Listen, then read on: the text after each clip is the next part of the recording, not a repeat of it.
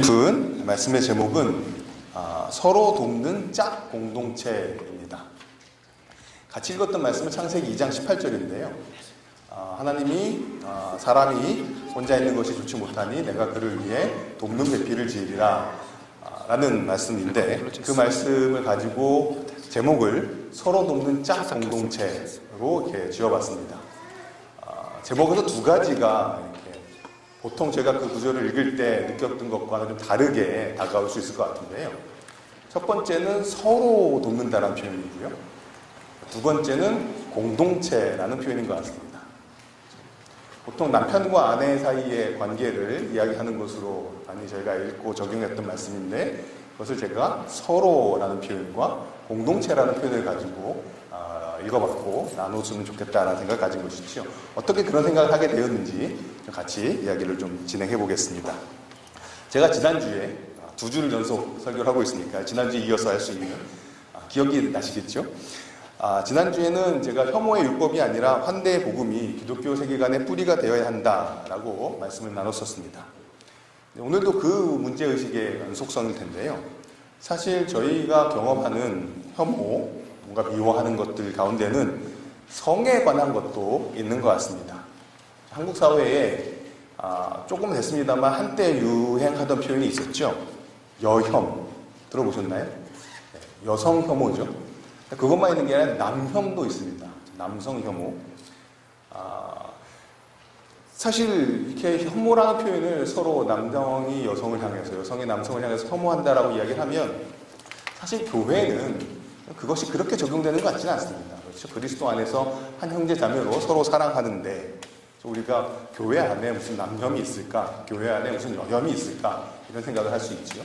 그래서 혐오라는 말은 교회 공동체 안에서 고민하기엔 조금 강한 표현인 것 같습니다. 그런데 어떤 면에서는 성의 차별이라는 것이 교회 공동체 안에서 오히려 더 강력하게 자리를 잡고 있지는 않나라는 생각도 해보게 됩니다.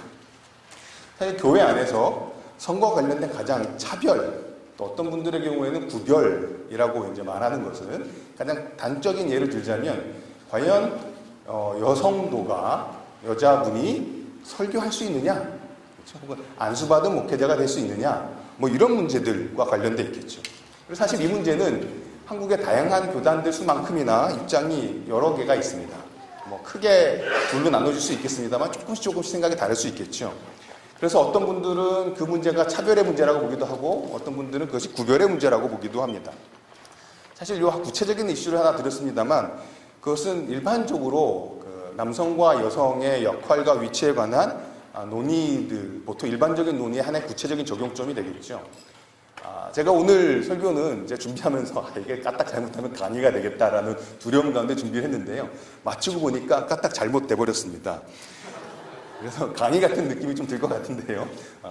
같이 좀 생각하면서 따라와 주시면 감사하겠습니다. 여성과 남성의 위치와 역할에 관해서 두 가지 입장 정도로 우리가 생각해 볼 수가 있습니다. 뭐 더 네 가지도 볼 수 있지만 극단적인 건 양쪽을 좀 빼고 가운데 있는 것만 보통 생각을 해보면, 하나는 상호 보완된다라는 입장이고요. 하나는 평등하다라는 입장입니다. 뭐 상호 보완하고 평등하고 무슨 차이가 있을까 싶으시겠지만, 상호 보완이라는 표현은요, 남녀가 그 역할이나 기능에서 서로 보완해 준다는 겁니다. 아담과 하와는 하나님 형상을 쫓아서 지음받아서 인격적 존재로서는 하나님 앞에서는 동등하지만 남성과 여성으로서는 차이점을 지닌다. 그리고 남성과 여성의 역할적인 차이는 하나님께서 창조 질서의 일부로 정하신 것이기 때문에 그 역할의 차이에 관해서는 모든 사람의 마음에 공명을 일으킨다 라고 이야기를 하는 것이 보완된다라는 입장입니다. 그래서 이 입장을 갖고 있는 분들의 경우에는 오늘 읽었던 창세기 2장 18절이나 또 21절 이하 24절까지, 또 그리고 고린도전서 11장 7절 9절, 그 다음에 디모데전서 2장 12절 14절, 요 세 본문을 인용하고 있습니다. 제가 오늘 이 세 본문을 조금씩 다 살펴볼 텐데요. 그 본문들을 토대로 해서 인격적 존재로서는 하나님 앞에 동등하지만 역할과는 다르다. 남성과 여성으로서의 차이가 있다. 그리고 특별히 결혼에 있어서 아담의 머리됨은 하나님의 수립하신 창조 질서다. 뭐 이런 입장을 갖고 있습니다. 반면에 남성과 여성이 평등하다라는 평등론의 입장은요, 여러 가지 주장이 있습니다만 방금 설명해드렸던 것과 차이나는 것만 몇 개 짚어보면 이렇게 정리되어 있습니다. 성경은 여성과 남성이 온전하고 동등한 파트너가 되도록 하기 위해 창조되었다라고 가르친다라는 것이죠. 그래서 오늘 같이 읽었던 창세기 2장 18절에 돕는 배필이라는 단어는 구약의 용례 대부분에서 하나님을 가리키는 용어로서 어떤 돕는 배필이 더 열등하다라고 이야기하지 않는다라는 것이죠. 생각해보면 누군가가 A가 B를 도와주면 A가 더 높은 건가요? B가 더 높은 건가요? 굳이 높다는 표현을 좀 그냥 세게 쓰면 A가 B를 도와줬습니다. 도와주는 사람이 더 나은 건가요? 아니면 도움받는 사람이 더 나은 건가요?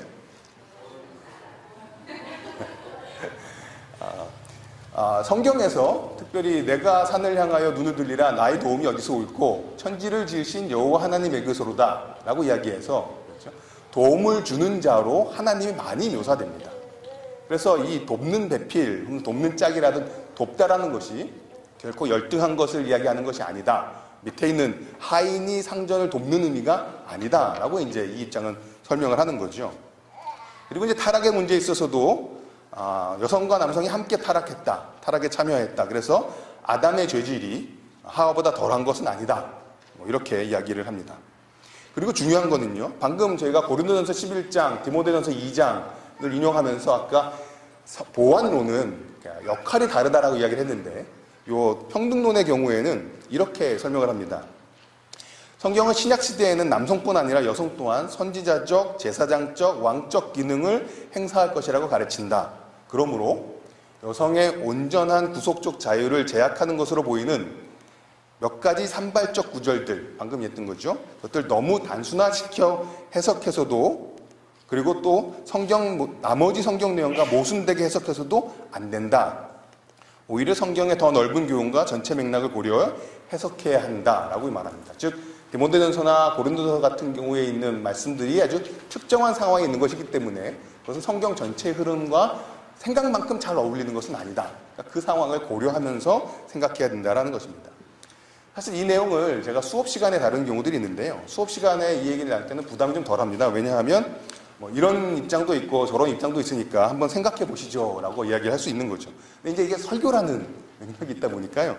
이게 좀 부담이 되더라고요. 왜냐하면 설교는 수업보다는 조금 더 일방적이고, 그렇죠? 또 일방적이기 때문에 좀 더 권위적이 될 수 있는 거죠. 근데 이제 그런 고민을 하다가 바울의 태도에서 위안을 얻었습니다. 왜냐하면 바울이 그렇죠? 믿지 않는 배우자를 가진 사람이 어떻게 해야 되느냐라는 것에 관해서 이야기할 때 바울이 이런 말을 하거든요. 이거는 나의 말이고 주의 명령이 아니다. 그렇죠? 그러니까 오늘 설교는 하나님이 계시해 주신 말씀이 아니고 그렇죠? 제가 이 문제에 관해서 생각하고 고민했던 것들을 같은 형제 자매로서 나누는 것이다 라고 생각해 주시면 되겠습니다.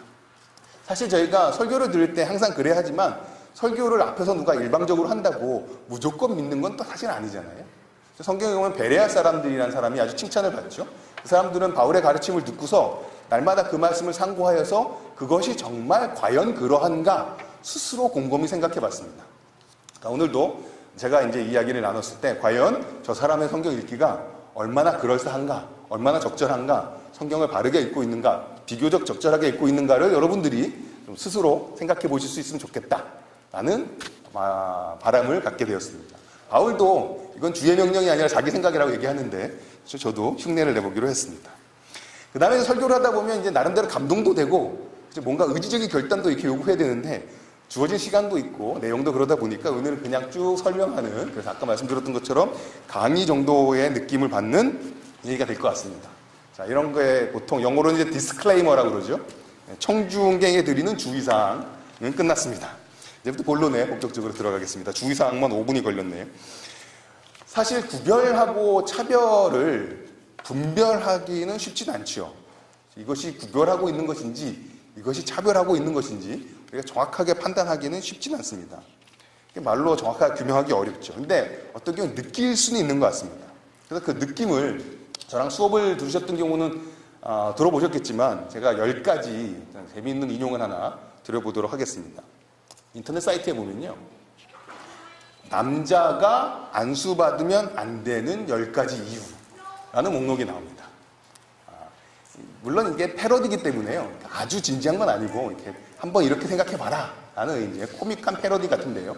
남자가 안수받으면 안 되는 10가지 이유라는 내용이 나옵니다. 자, 넘버 10, 그렇죠? 10번째. 남자가 있어야 할 곳은 군대다.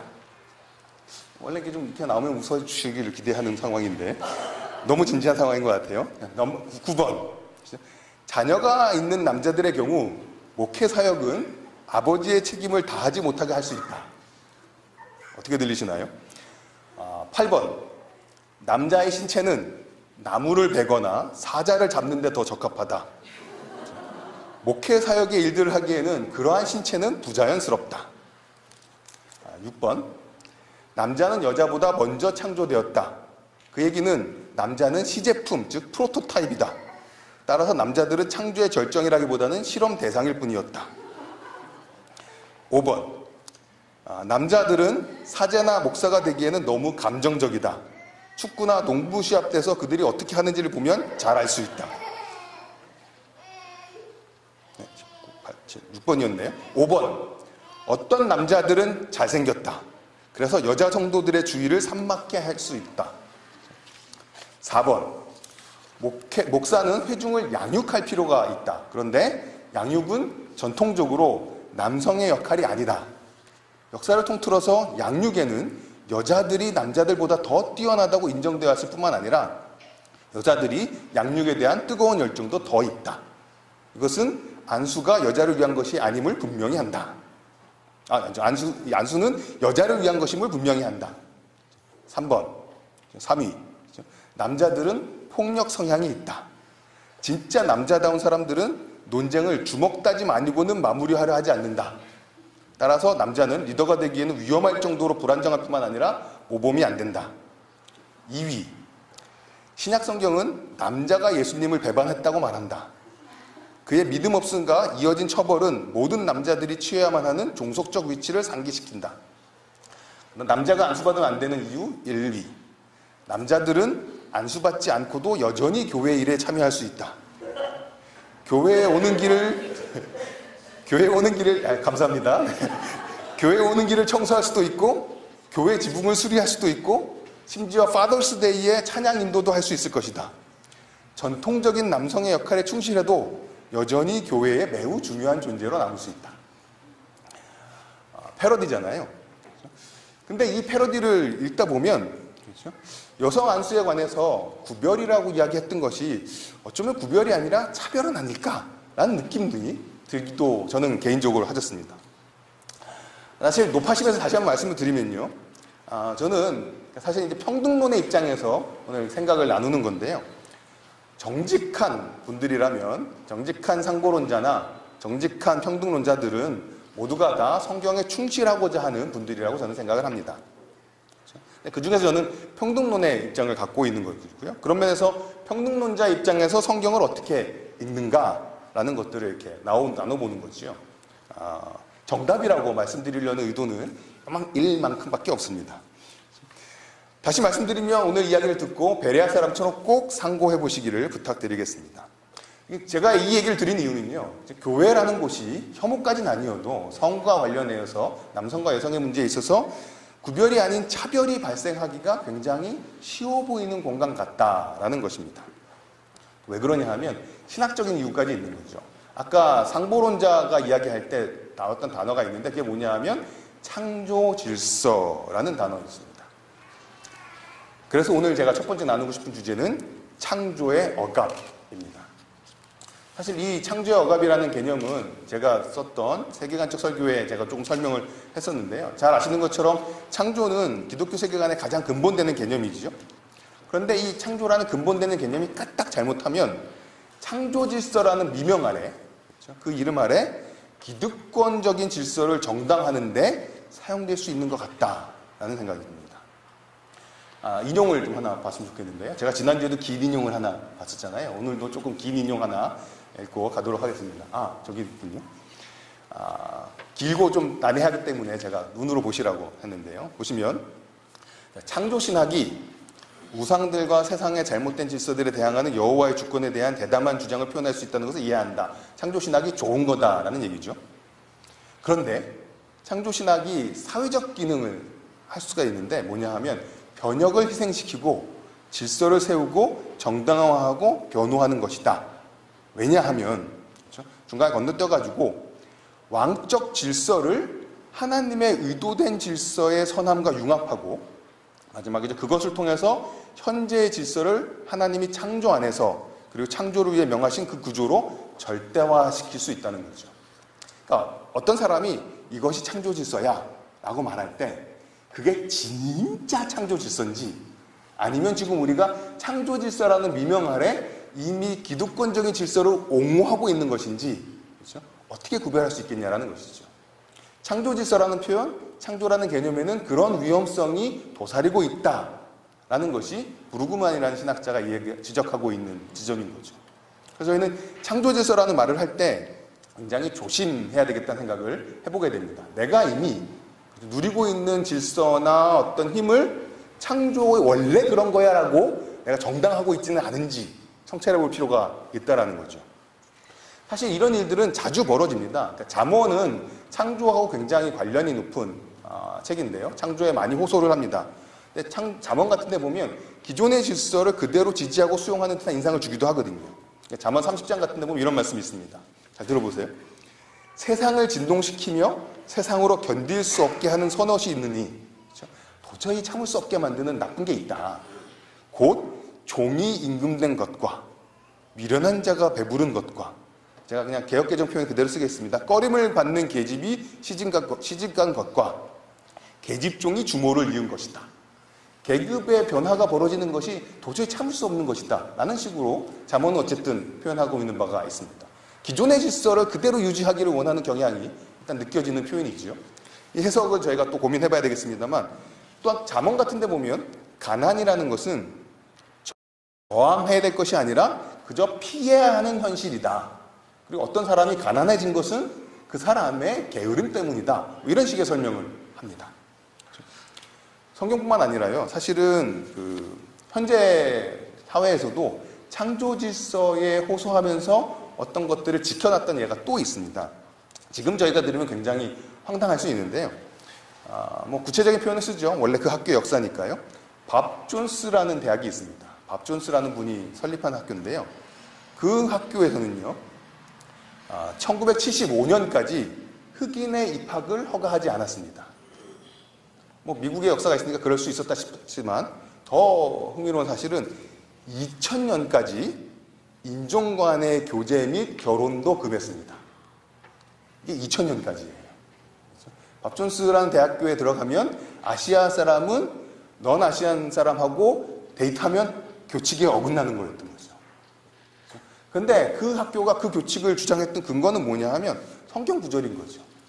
창세기 1장 11절, 12절 또 21절 이하에 보면 하나님이 동물들과 식물들을 창조하실 때 종류대로 창조했다는 표현이 나오거든요. 그래서 하나님의 창조는 구별을 종류별로 하신 창조다라는 것을 근거하여서 물론 그 외에도 몇 구절 더 있습니다만 인종 간의 데이트와 결혼을 금했던 거죠. 그러니까 그 금지의 근거는 그분들 보기에는 창조 질서였던 것입니다. 그러니까 저는 이런 창조의 개념이 까딱 잘못하면 타자를 배제시키고 차별하는 것을 정당화하게 할 수 있게 되고요. 그것을 좀 말로 표현해 보자면 저는 창조의 억압이라고 불러보고 싶은 것이죠.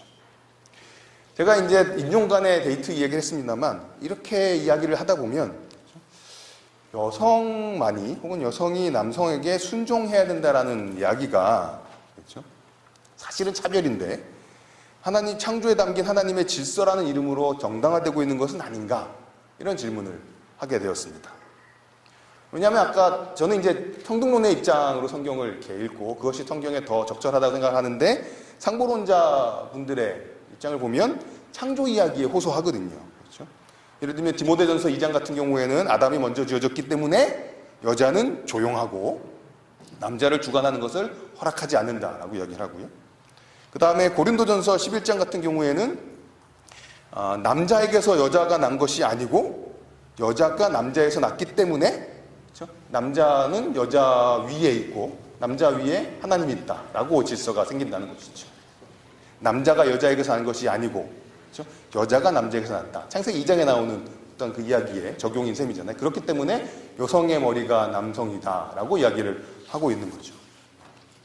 이게 과연 진짜 성경이 우리에게 그렇게 요구하는 것일까라는 이제 생각을 해보는 것입니다.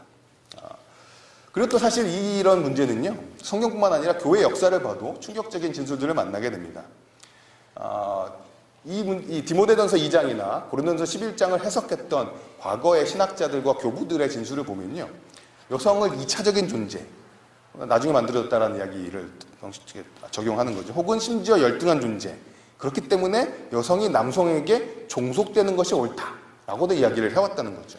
루터의 경우로 보면요, 하나님 그분이 남자가 먼저 창조되도록 정하셨다. 시간적으로 우선이 있고 권위에 있어서도 우선이 된다. 남자의 우선되는 지위는 율법에서 유지되었다. 먼저 생겨나는 것이 더 선호된 것이다. 하나님이 하신 그런 일 때문에 아담은 하와보다 우월하다는 것이 입증된다. 아담이 장자의 권리를 가지고 있었기 때문이다. 이게 루터의 이야기예요. 사실 더 충격적인 진술은요, 아우구스티누스라는 사람이 했는데요, 이런 하나님의 형상과 관해서 이렇게 설명합니다. 여자가 남편과 함께 있을 때는 하나님의 형상이다. 그런데 돕는 배필이라는 여자에게만 적용되는 특징과 관련돼서 따로 여자만 언급될 때는 여자는 하나님의 형상이 아니다. 그러나 홀로 있는 남자는 온전하고 완전하게 하나님의 형상이다. 라고 아우구스티누스가 삼위일체에 관하여 라는 글에서 썼습니다. 교부가 말했다고 해서, 그렇죠? 진리는 아닌 거죠. 뭐 옳은 말일 수도 있겠으나 이런 읽기들과 이러한 적용들을 이렇게 만나다 보면, 저는 성경을 읽고 공부하는 사람 입장에서 진짜 창세기가, 진짜 바울의 편지들이 그러한 창조 질서를 이야기하고 있는 것일까? 혹은 어떠한 창조 질서를 담고 있는 것일까? 이런 질문을 하게 됩니다. 그래서 혹시나 저희가 창조와 관련된 그런 다양한 본문들을 우리가 억압적으로 잘못 사용하고 있는 것은 아닐까? 이런 질문도 해보게 되는 거죠. 그래서 오늘 세 번째로는, 두 번째인가요? 창세기 2장을 제가 좀 자세히 읽어봤으면 좋겠습니다. 창세기 2장을 자세히 읽어본다고 했을 때 저희가 갖고 있는 게 한글 번역본이잖아요. 그러다 보니까 번역은 번역자의 나름대로 해석이 들어가 있어 보이죠. 그래서 저희가 어떤 경우에는 히브리어 본문에 토대해서 새로 번역을 시도해 볼 필요가 있습니다. 그래서 오늘 여러분들과 함께 창세기 2장을 히브리어에서 번역해 보도록 하겠습니다. 눈이 반짝거리는 분도 계시고 저 설교는 어떻게 끝내려고 하나라고 걱정하시는 분도 계신데요. 잠깐 제가 준비한 종이 잠깐만 좀 나눠주시면 감사하겠습니다.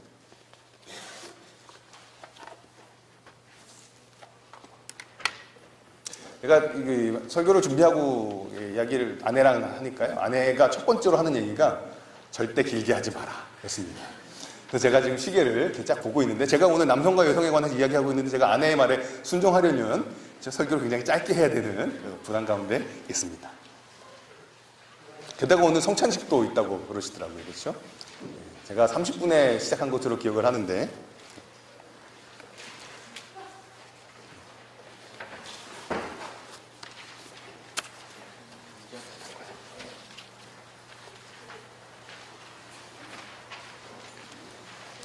다 받으셨으면, 아직 받고 계신 거죠? 네.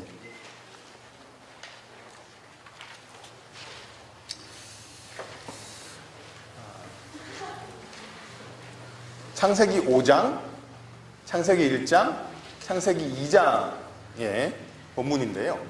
기본적으로 제가 한글 개역 성경을 복사해 붙였습니다. 그렇죠? 그런데 그 중에서 계속 반복되는 한 가지 단어를 제가 밑줄로 해서 한글 번역을 지웠습니다. 그 밑줄로 된 그 공란은요, 히브리어로 아담이라는 단어가 쓰여져 있는 곳입니다. 그런데 창세기 5장 1절을 보시면요, 저희가 괄호 넣기를 해보죠. 자, 아담이라는 히브리어가 있는데요, 개역성경은 어떻게 번역되어 있냐면요, 이것은 아담의 계보를 적은 책이니라 라고 첫 번째 번역이 됩니다. 즉 아담이라는 히브리어 단어는 한 사람의 이름으로 사용되고 있음을 알 수 있습니다. 그렇죠? 그런데 그 이어지는 문장은요, 하나님이 아담을 창조하실 때에 하나님의 모양으로 지으시되라고 되어 있습니다. 근데 그 아담은 제가 히브리어로 읽은 거예요. 문제는 그 히브리어 아담을 우리말로 뭐라고 번역해야 되는가가 이제 저희의 숙제인 거죠. 첫 번째 밑줄은 개인의 이름 아담 같습니다. 그렇죠? 아담의 계보라고 말하니까요. 근데 두 번째, 하나님이 히브리어로 아담을 창조하실 때 하나님의 모양으로 지으실 때 그 다음에 이어지는 말씀이 남자와 여자로 창조하셨고, 그렇죠? 그들이 창조되는 날로 이렇게 이어지고 있습니다. 그래서 개역성경을 보시면 두 번째 히브리어 아담은 사람이라고 번역해놨습니다. 그러니까 히브리어로 아담을 만나면 이게 사람의 이름일 수도 있고요, 그렇죠? 한 개인의 이름일 수도 있고 그냥 사람이라는 보통 명사일 수도 있는 거죠.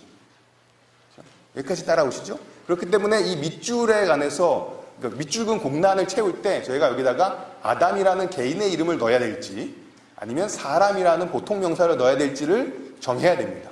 근데 그게 번역들마다 다 차이가 나요. 그러니까 저희도 조금 다르게 저희 생각을 가지고 해석해 볼 수 있다는 거죠.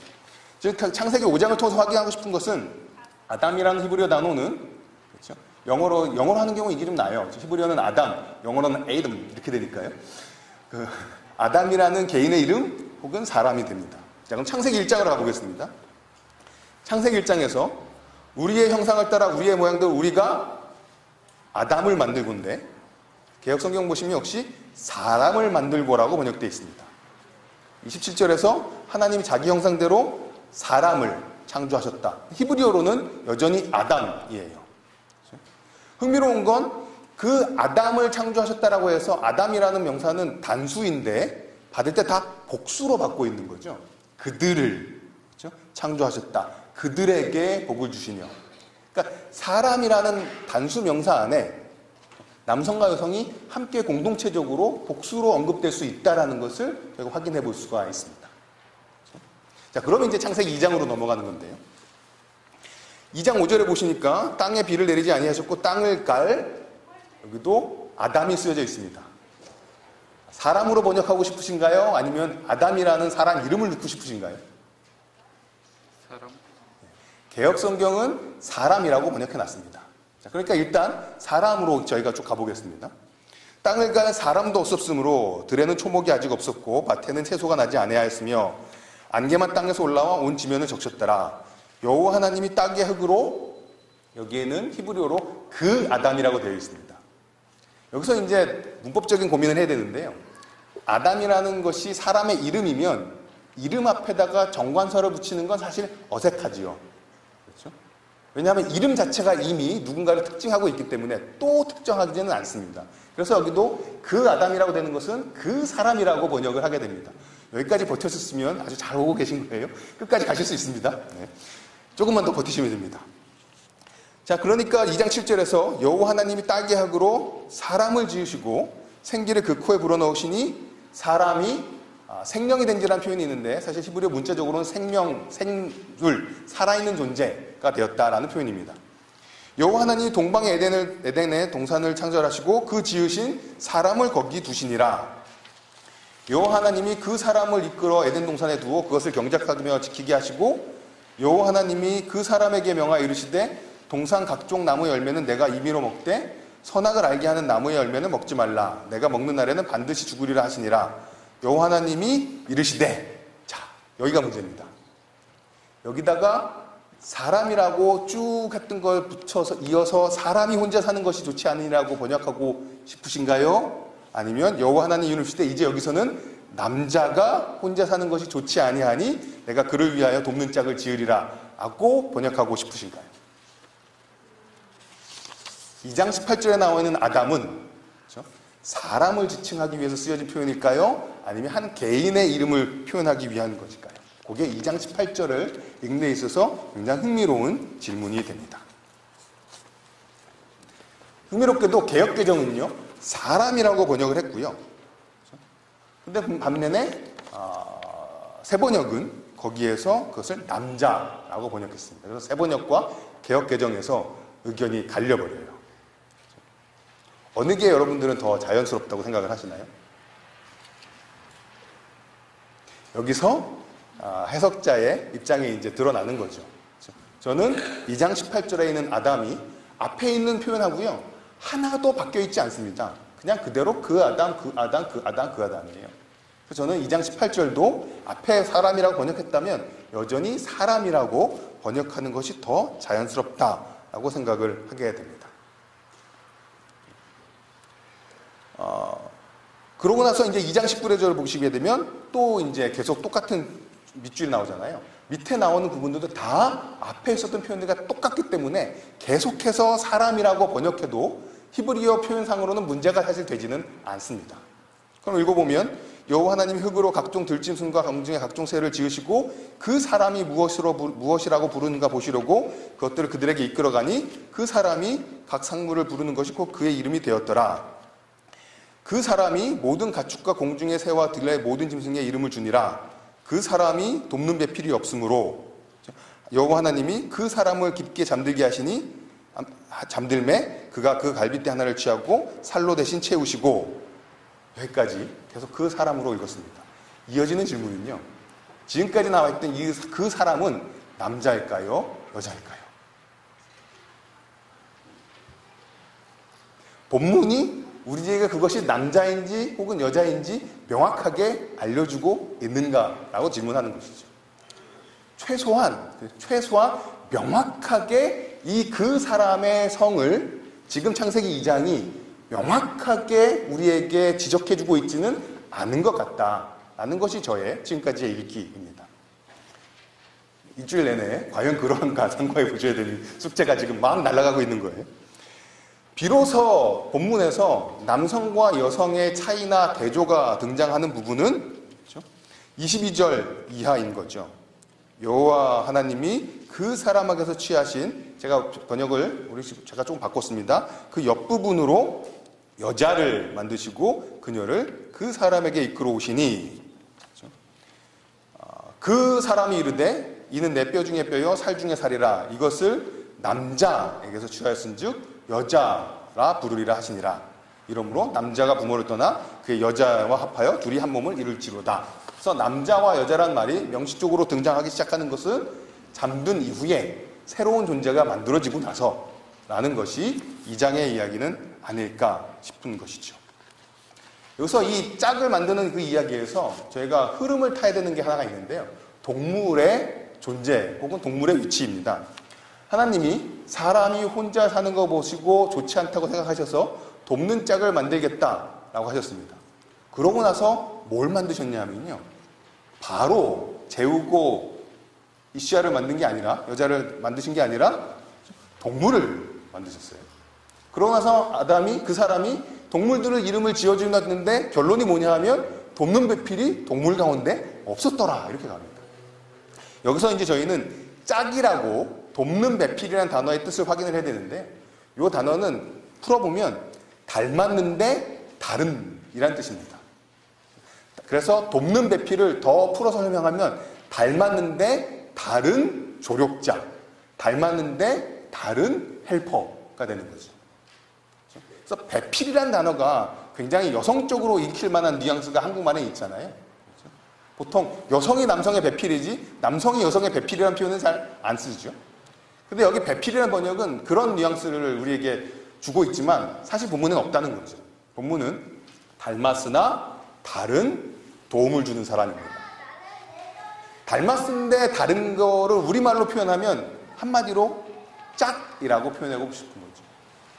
닮았는데 다른 가장 대표적인 게 뭐가 있을까요? 닮았는데 다른.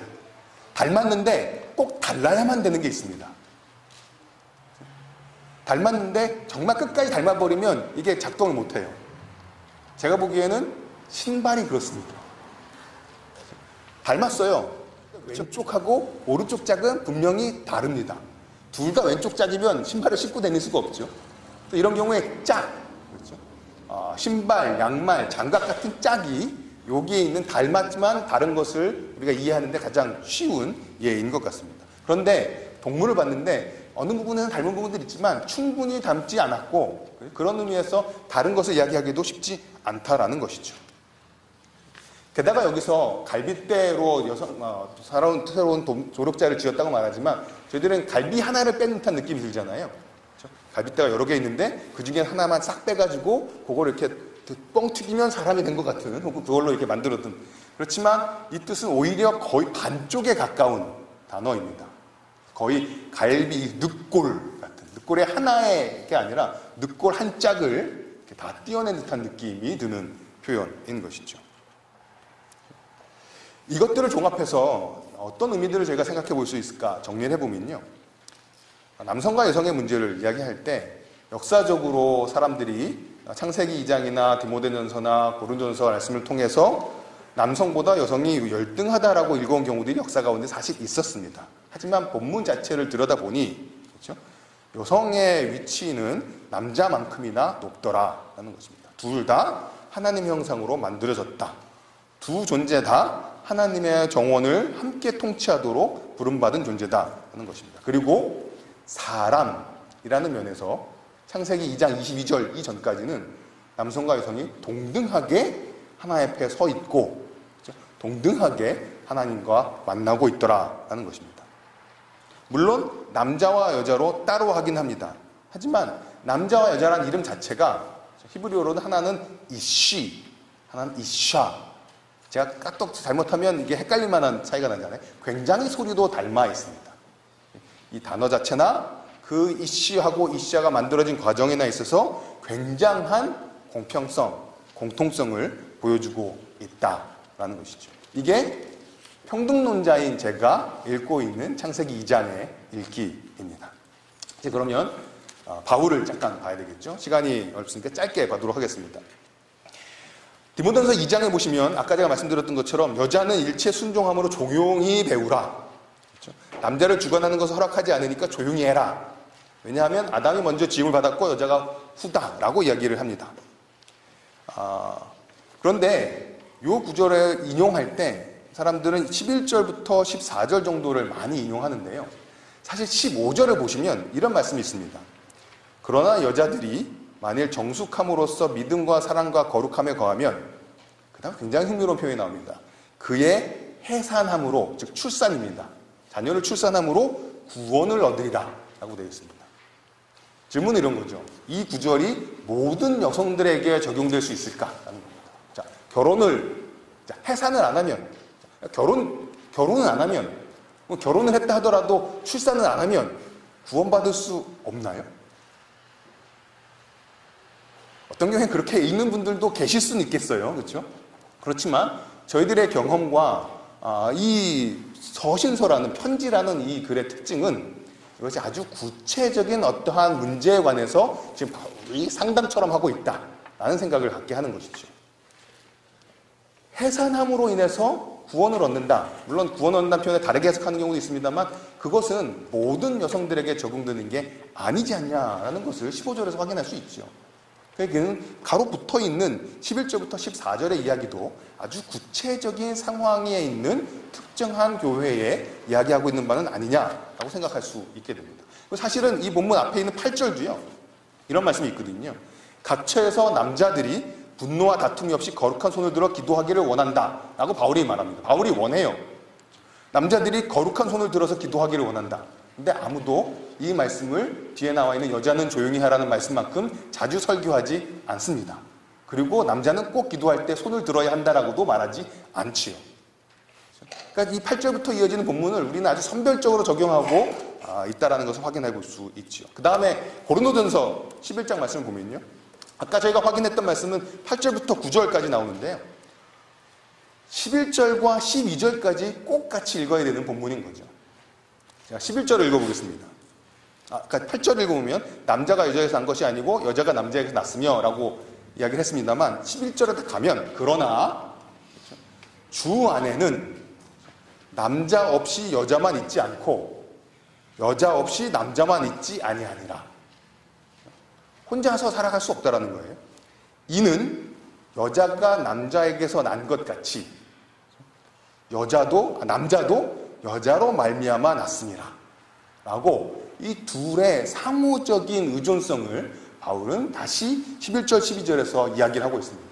8절, 10절까지 이야기를 했는데 이게 오용되거나 오해될까봐 11절과 12절에서 남자와 여자가 서로 혼자 존재할 수 없고 서로를 통해서 존재하게 되었다라고 그 상호적인 의존을 확인하고 있습니다. 바울은 그렇죠? 독립적인 것이 아니라 상호 의존하고 있다라는 것을 이야기하고 있습니다. 자기의 문화 안에서 여러 가지 문화적인 언어들을 사용하고 있지만 가장 근본적으로 얘기하고 싶었던 것은 남성과 여성의 동등함이라는 것이죠. 그리고 그 동등함 이야기할 때 굉장히 중요한 표현이 등장하고 있는데 그러나 주 안에서입니다. 그래서는 이것이 주 안에서 만나는 새로운 창조 질서라고 이야기하고 싶습니다. 왜냐하면 마지막 질문은요. 제가 창조의 억압에 관한 이야기를 했는데 그럼 창조의 억압에서 우리는 어떻게 벗어날 수 있을 것인가? 라는 질문에 되는 것이죠. 저는 주 안에서라는 표현에 주목하고 싶습니다. 그리고 저희가 창조, 타락, 구속을 이야기할 때 구속이라는 것을 저희는 새 창조라고 이야기를 하죠. 그러니까 저희가 정말로 호소해야 되는 창조 질서는 새 창조의 질서인 것입니다. 주 안에서의 창조 질서인 것이죠. 그래서 우리는 주 안에서 그리스도 예수 안에서라는 표현이 등장하고 있는 그야말로 새로운 창조 질서를 우리에게 던져주고 있는 본문을 갈라디아에서 만나는 것이죠. 갈라디아서 3장 28절 지난주에도 저희가 같이 읽었던 말씀이죠. 너희는 유대인이나 헬라인이나 종이나 자유인이나 남자나 여자나 다 그리스도 예수 안에서 하나이니라. 시간이 빠듯합니다만 요거만 풀고 가도록 하겠습니다. 세 쌍이 나오잖아요. 뭐냐 하면 유대인이나 헬라인이나 민족의 문제, 종이나 자유자나 계급의 문제, 남자나 여자나 성의 문제가 언급이 되고 있습니다. 근데 바울의 서신과 생각을 보시면 이것이 조금씩 정도가 다르게 현실화되고 있는 것을 보실 수 있습니다. 민족의 문제에 있어서 바울은 완전히 그 문제를 해결하고 도전하고 있습니다. 그렇죠? 그러니까 지난주에 저희가 얘기했던 것처럼 이방인들에게 복음을 전하는 사람이 된 거예요. 복음이 이방인들에게 전해질 수 있고 이방인들도 성령을 받고 하나님의 백성이 될 수 있습니다. 계급의 문제에 있어서는 바울이 완전히 계급 문제를 타파하고 있지는 않죠. 여전히 노예제도를 어느 정도 인정하는 것 같습니다. 종에게, 주인에게 대하는 것을 죽게 하듯 하라라고 그 제도를 인정하는 것 같습니다. 하지만 오네시모를 돌려보낼 때 형제된 자로 품으라고 이야기를 하죠. 민족 문제에 있어서는 완전하게 해결하고 그것을 레디컬하게 얘기합니다. 인종 문제에 있어서는, 계급 문제에 있어서는 어느 정도의 이파리 정도가 보여주는 것 같아요. 완전히 꽃이 폈다면 이파리 정도가 있는 것 같습니다. 여성과 남성의 문제에 있어서는 어떤 학자들은 바울의 생각에 씨앗을 바울 서신에서 만난다라고 이야기합니다. 근데 그 씨앗은 기독교의 역사가 지나면 민족 문제가 해결되었던 것처럼 완전히 꽃이 피게 될 씨앗이라는 것이죠. 그래서 우리가 성경의 본문 자체에서는 씨앗 수준에서 나타나는 남성과 여성의 평등됨과 동등의 역할을 이야기하고 있지만 결국 이것은 기독교 역사 가운데서 민족 문제가 계급 문제가 해결된 것처럼 꽃을 피워서 동등함과 평등함을 우리가 누리게 될 것이다. 그것이 바울의 기본 원래 중심 생각이었다라고 이야기를 하게 됩니다. 한 번의 마지막은요. 오늘 제목이 그래서 새로운 서로 돕는 짝 공동체였잖아요. 과연 이것을 공동체까지 적용할 수 있겠느냐라는 것입니다. 남성과 여성, 부부관계에만 제한되는 이야기는 아닌가라는 것이죠. 아까 저희가 디모데서에서 해산함으로 구원한다는 표현이 모든 여성에게 적용되지 않는 거 아니냐. 그러니 이것은 아주 특정한 상황 같다라고 말씀을 드렸는데요. 우리가 결혼하지 않고 살아가는 그리스도인들이 존재하고 그들이 분명히 하나님 앞에 신실한 그리스도인이라는 것을 우리가 인정한다면 그렇죠? 이 문제가 사람이 혼자 사는 것이 좋지 않다라는 표현이 꼭 결혼 관계에만 적용되지 않을 수 있다는 생각을 해볼 수 있게 됩니다. 그렇죠? 존 스토트라는 목사님이 평생 혼자 사셨거든요. 결혼하고 싶으셨대요. 근데 혼자 사셨어요. 그분은 그럼 하나님 보시기에 좋지 않은 삶을 사셨던 것인가? 그렇죠? 바울은 결혼하지 않았습니다. 제가 어떤 분의 설교를 들어보니까 그렇죠? 아이가 태어났을 때 그 아이가 자기의 손을 그 작은 손가락으로 손을 잡는 그 느낌을 바울은 전혀 느껴보지 못했을 거라는 것이죠. 아버지가 된 적이 없으니까. 그럼 바울은 하나님 보시기에 부족하고 잘못된 혹은 좋지 않은 삶을 살았던 그리스도인인가? 아니라는 것이잖아요. 그렇다면 그 사람들도 하나님 보시기에 의미 있고 충분하고 full life를 만일에 살았다면 여기서 얘기하고 있는 함께함 혹은 돕는 그 짝은 부부관계에만 제한되지 않고 우리의 그리스도 공동체까지 적용될 수 있지 않겠냐라고 저는 생각해 볼 수 있다 싶습니다. 사실 그러고 보면요, 조금 더 과격하게 적용을 하나 더 해보면, 그러므로 남자가 부모를 떠나 여자와 합하여 한 몸이 된다는 표현을 쓰잖아요. 근데 우리는 교회 공동체를 그리스도의 몸, 우리는 한 몸이라고 이야기합니다. 우리가 성찬식을 곧 나눌 텐데 우리가 떡을 떠내면서 우리가 확인하는 것은 우리는 한 몸이다라는 것이죠. 그러니 2장 18절에서 혼자 사는 것이 좋지 못했던 것은 우리의 교회 공동체의 삶을 통해서 하나님 보시기에 아름다운 모습으로 바뀌었고, 그 가운데 만나는 우리들은 남성이건 여성이건 간에 서로 상호적으로 도우며 함께하는 공동체가 될 수 있을 것이다 라는 것이 오늘 저의 읽기입니다. 말씀을 정리하겠습니다. 상보론과 평등론에서 평등론 읽기를 제가 조금 소개한 것이죠. 저는 이것이 하나님의 창조 질서고 또한 십자가에 이루어진 새로운 창조 질서, 그리고 저희가 지금 미리 살아야 될 새하늘과 새 땅의 질서라고 생각을 합니다. 과연 그러한가? 일주일 동안 여러분들이 사시면서 고민해 보시고 생각해 보실 수 있으면 좋겠습니다. 그리고 만일에 조금이라도 이 읽기가 더 적절하다라는 생각이 드시면 저희 몸에 은연중에 배인 차별의 습관을 조금씩 바꿔나가면서 그런 차별을 극복해 나가는 세상과 교회의 큰 흐름에 여러 가지 방식으로 함께하는 복이 우리 주빌레 공동체에 임하기를 간구합니다. 기도하겠습니다.